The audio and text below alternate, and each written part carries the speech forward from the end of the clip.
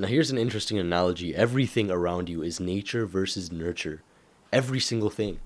The way you react to other events, the way you react to your emotions, the way you even control your life. So, recently I made a video. It was called Discipline is for Losers, right? So, I still firmly believe that. But I kind of thought about it. Like, yet, I still believe discipline is for losers. But why is that? Because we're trying to master that which is outside of us. Outside of us, we have those objects. Outside of us, we have our phones with us in the bathroom, right? For example, if I have an issue with going to the bathroom, and I have the phone, and when I'm like pooping, then I'm like, oh shoot, like oh my god, right? I'm just on my phone.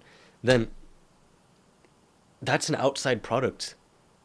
What is the inside product? You have the ability to choose if you want to take the phone with you. If you didn't have the phone with you in the first place, you wouldn't be going on a phone. The outside world, nature.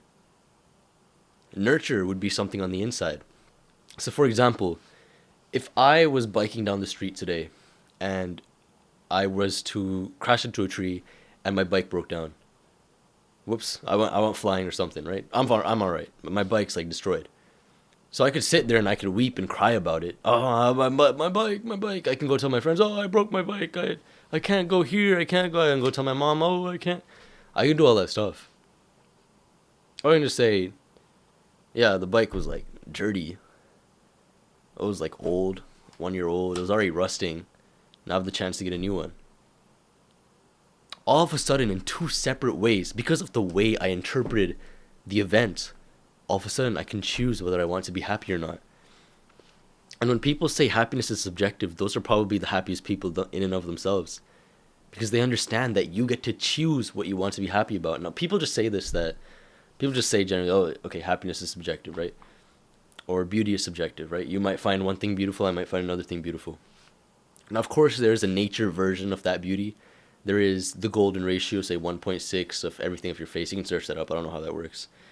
There is, the perfect size for your butt and all that stuff. All your face, your nose, all that stuff.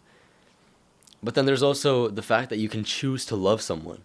Because the majority of people are ugly. Like, let's be honest. But you get to choose to love them. I can choose to love you right now. I love you. All of a sudden now I love you. See, it sounds stupid to some people. I can choose to be happy right now. I can choose, okay, I want to smile right now, I want to be happy. Think happy thoughts. Again, it sounds like it's for stupid people. Be happy, like, bro, what? But once you understand that this is the difference between nature and nurture, and generally, the nurture side is what you should be working on more. Because nurture is choice. Nurture is something within you. Nurture is something you get to control. And when you hear nurture, you might think, oh, like how my parents treated me, but it's also how you treat yourself. Because your conscious and your unconscious are two separate things. Generally, we live our lives in that unconscious state. But if we have our conscious take over, generally through meditation practices, through something where we're aware of our surroundings, then if we do that conscious thing enough, it becomes unconscious. All of a sudden, they become habits, and this is how habits work. Our mind develops cues because it figures out, okay, this is much easier to do, and all of a sudden, you can control your entire life. I'll give an example. If there was no Instagram that existed, would you be addicted to Instagram? No, of course not. That's an external thing. If there was no Instagram that existed within your circle of influence, within your friends, within your phone, within anything around you, people don't talk about Instagram, people don't say it at all, to them it never existed. If I go to some broke kid in Africa, he doesn't know what's an Instagram. He just knows about water and food. He's like, okay, where's my water? Nestle stealing it from me. Nestle stealing my water. Where's my water? Oh, God. Yeah, but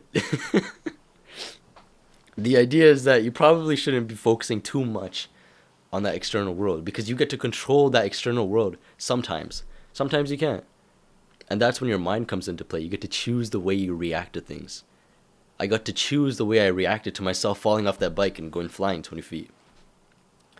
I get to choose the way I react to my grade coming back as bad.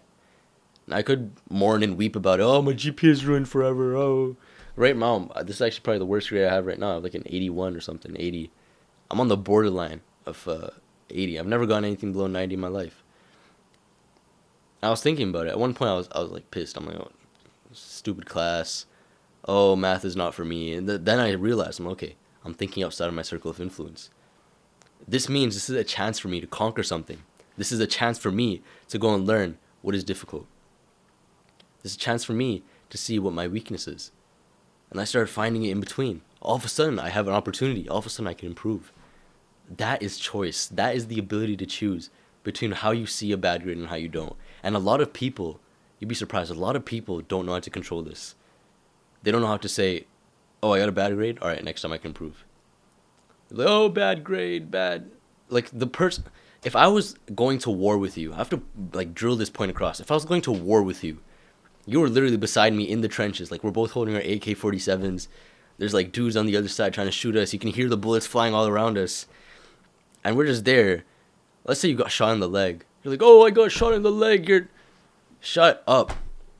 I do not care. Get up, shoot. That's the least productive person on the team.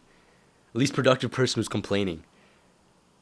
Get up and start shooting. I don't care if you got shot in your leg. I don't care if you even have a leg. Get up there, start running.